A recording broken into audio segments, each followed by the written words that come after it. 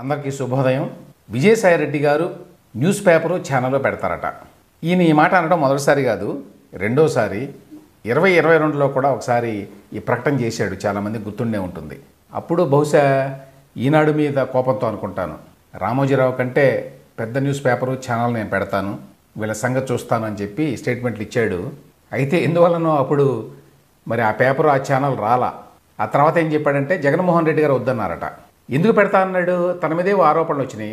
అప్పుడు విశాఖపట్నంలో భూదందాలకు సంబంధించి తన మీద వచ్చిన ఆరోపణలని ఆయా పత్రికల్లో ఛానల్లో వేశారు. వాటి మీద కోపంతో పత్రికా ఛానల్ పెడతానన్నాడు.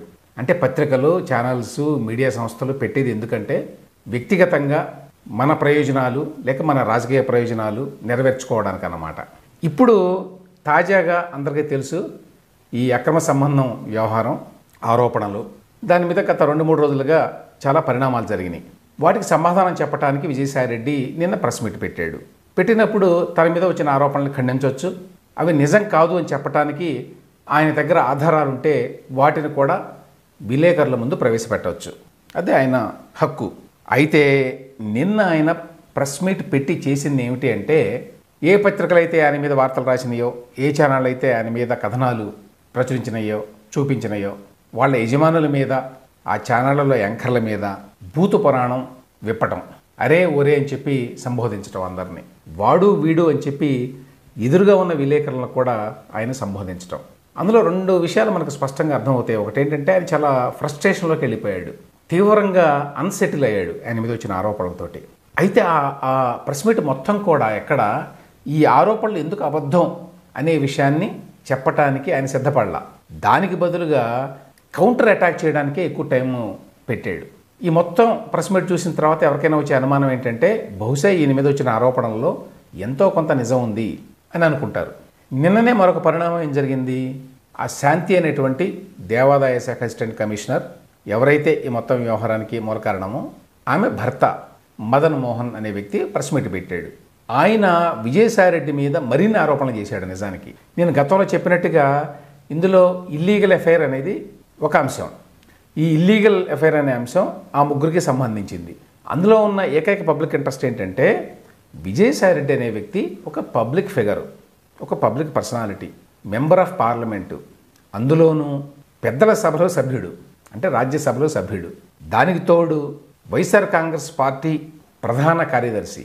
సో ఇన్ని రకాలుగా అతను ప్రముఖుడు కాబట్టి, ప్రజా జీవితంలో ఉన్నాడు కాబట్టి, అతని మీద ఆరోపణలు వచ్చినాయి కాబట్టి ఆ ఆరోపణలకి క్లారిఫికేషన్ ఇవ్వాల్సిన, జవాబు చెప్పాల్సిన బాధ్యత అతని మీద ఉంటుంది.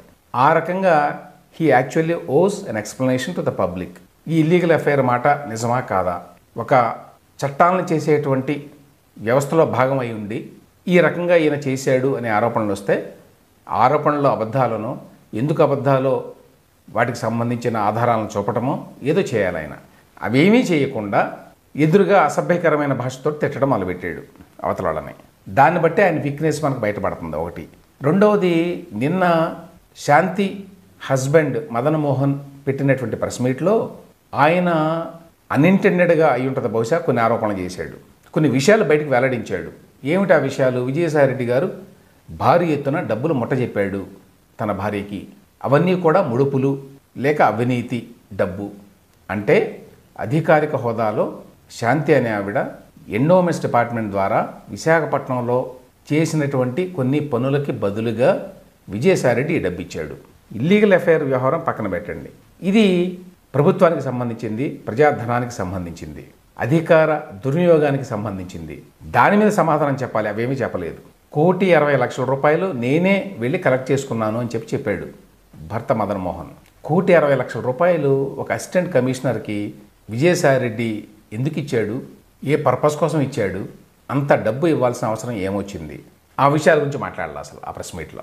ఇవన్నీ మాట్లాడకుండా నేను న్యూస్ పేపర్ పెడతాను, నేను ఛానల్ పెడతాను, వాళ్ళ సంగతి చూస్తాను అంటాడు.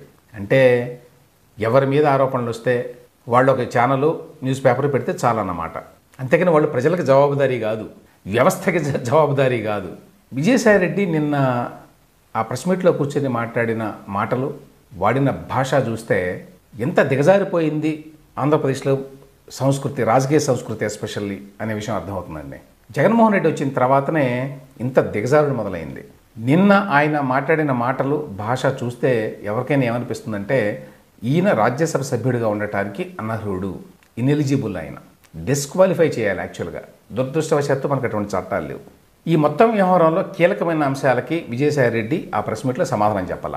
అది ఇంపార్టెంట్ పాయింట్. ఏమిటి ముఖ్యమైన అంశాలు? ఒకటి, ఒక ఉద్యోగినితోటి అక్రమ సంబంధం ఏర్పరచుకున్నాడు ఈయన, తద్వారా ఒక బిడ్డను కూడా పుట్టించాడు అని భర్త ఆరోపించాడు. దానికి సంబంధించి సరైన సమాధానాలు ఆయన చెప్పలేదు ఒకటి.